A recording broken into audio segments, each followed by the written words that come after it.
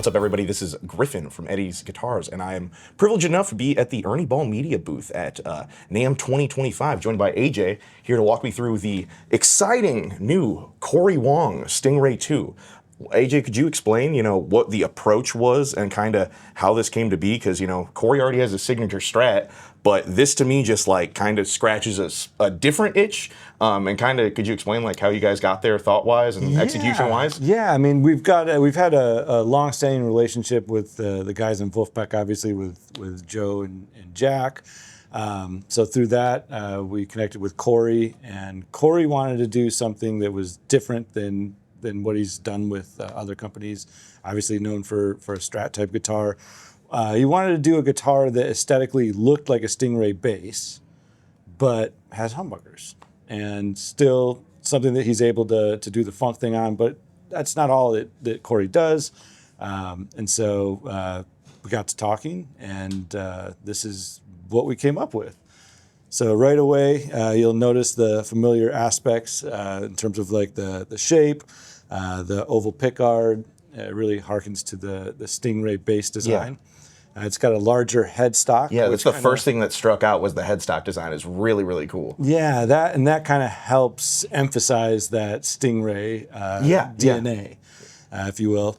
On the back, you'll see we've got kind of a cutaway here, and just the natural shape of the Stingray, the cutaway here also lends to really, really good access to the upper frets. Yeah, of course. You've got 22 stainless steel frets. It's an alder body, gold hardware, which kind of gives it an elegant look across different colors.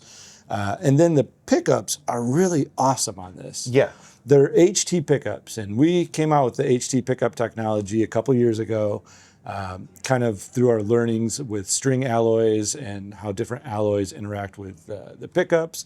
And we turned that around to make pickups that are essentially more efficient, using materials that aren't just off-the-shelf materials that have been used for pickups. Yeah, I've been a huge fan of the HT pickups that I played in the guitars that we've got at Eddie's. But I've heard, I talked to Angela a little bit, and he was saying that these are significantly chimier than other pickups that you've had in the past. But I noticed they sound, they have that chime in that bell-like quality that Strat pickups have, but they certainly sound rounder than your average Strat pickup. A little more foundation to it, but still enough it does the thing. If you hear Corey play, it does the thing that Corey. So it's really interesting to see what people could do with octave pedals, do tic tac bass lines and all that type of stuff. So they sound great overdriven too. 100%. Yeah. Unlike the previous HT pickups that we've done, these aren't an over the top in terms of output. That's one thing I know. I was actually surprised to hear you say that they were HT pickups, because the first HT pickups I've tried were screaming bridge pickups that were incredible, but don't get me wrong, but very different. I would not picture Corey Wong playing those pickups. So that's really interesting that that technology is as versatile as it is. And it makes me excited to see what else you guys are kind of cranking out. Yeah, absolutely. So we really leverage the frequency response, the articulation of the HT pickup technology. And they're phenomenal pickups. Yeah, the colors are pretty sick too. I like that you did. It seems like you almost did a darker roast on the on this one. Maybe it's just this particular piece of wood took to it, or maybe it's the contrast with the turquoise sparkle, maybe, and the gold hardware. Yeah, each piece is a little bit different. That one is a deluxe model. Okay. So we've got, this is kind of the standard model, this one, and we've got a charcoal blue behind me. Both of these feature oil and wax finished rosewood fretboard necks. They all have roasted figured maple. Yours, however, is the deluxe version, which features the parchment binding, the figured roasted maple fretboard, and a matching headstock. Oh, I didn't even know the headstock wasn't matching. Yeah, and in doing the binding, the neck gets a super light satin finish. That would explain how the color changed a little bit. Yeah, absolutely. They all look like siblings until you brought that out, and it's oh no, yeah, one went to college and the other other ones went to trade school. Not that there's anything wrong with trade school, folks.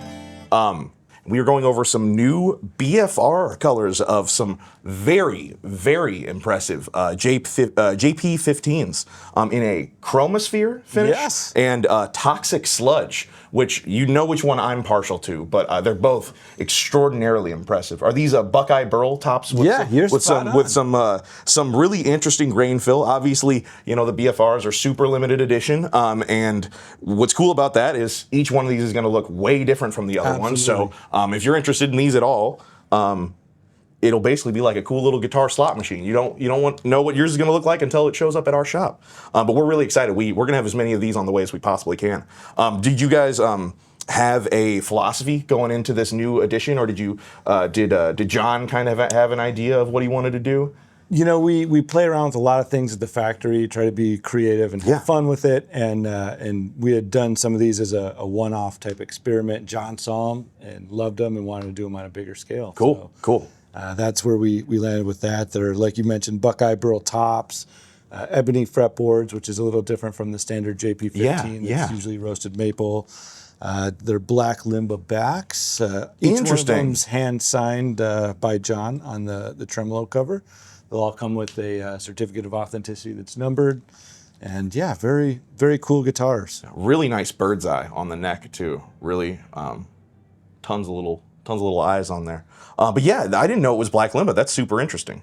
Ernie Ball makes a bevy of incredible Luke options, and AJ here is here to explain what the standard production model comes with. Yeah, so last year we released the Luke 4, and that featured 3 single coil HT pickups.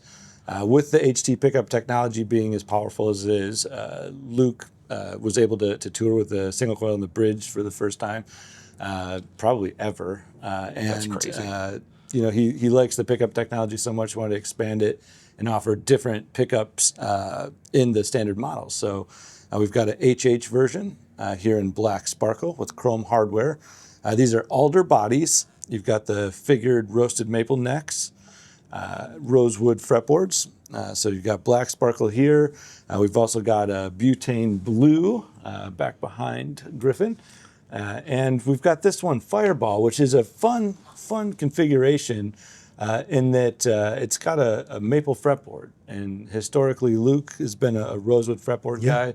I wanted to do something a little different on one of the colors, and so Fireball features a roasted maple fretboard. Yeah, I like the Fireball. It reminds me of that Showtime finish you guys did. Very similar. A little bit, but just no black on it, which is cool. And there was a fretless bass, a fretless B.F.R you guys did that had a similar finish to this. That was really, really cool too. Yeah, this is way close to Showtime. Showtime being kind of a 3-tone sunburst. Yeah. This being more of a cherry burst type look. Very, very cool. And this grape slushy one right here rules too. And we've got new colors for the maple top HH versions. We've got the grape slushy and the afterburn.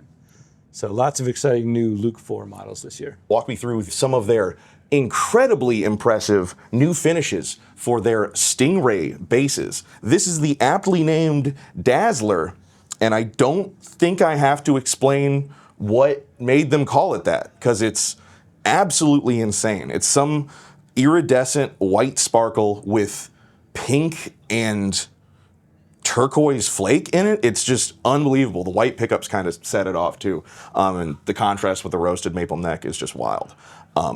Huge fan of this. I'm a Stingray player myself, and this kind of just blew our mind. We knew we were going to take this home the second we saw this on the wall in there. And then it looks like AJ has one of their other new finishes, Fallout Green, which is a kind of like a metallic army drab or olive drab kind of finish.